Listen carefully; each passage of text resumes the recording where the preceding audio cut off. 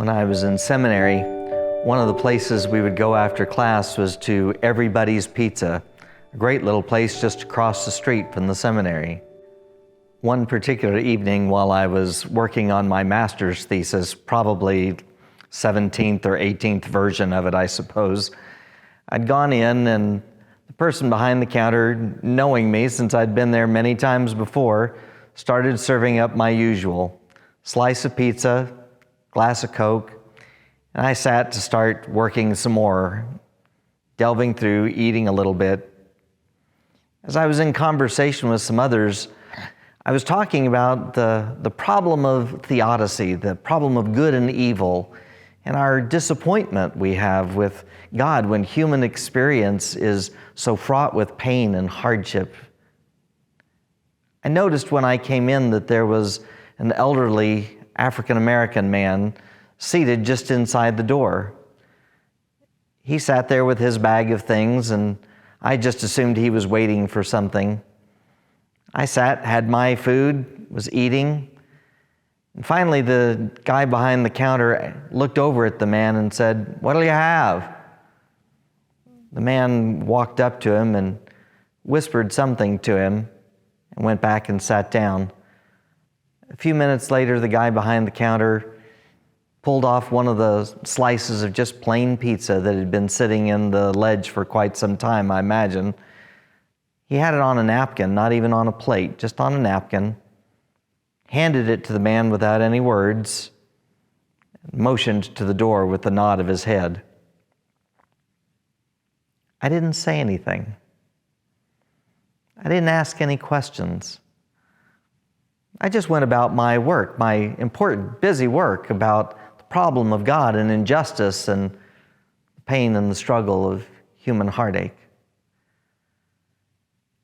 Much later that evening, as I was making my own way out, I noticed that the man had been not only sitting there having finished his pizza, but had fallen asleep propped up against the side of the building in a nearby tree that was there with his possessions neatly stowed behind him. I looked at the man and I walked on by, finding my own car to make my way home because I was busy getting ready for school the next day and my important things that I needed to do. And as I walked away, it's almost as if I could hear the rooster crow.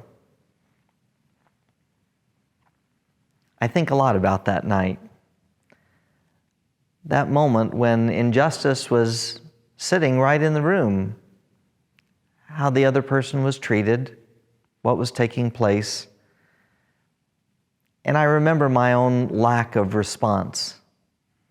I remember the way that I waited, but really not expecting anything to happen, just noticing and letting it happen.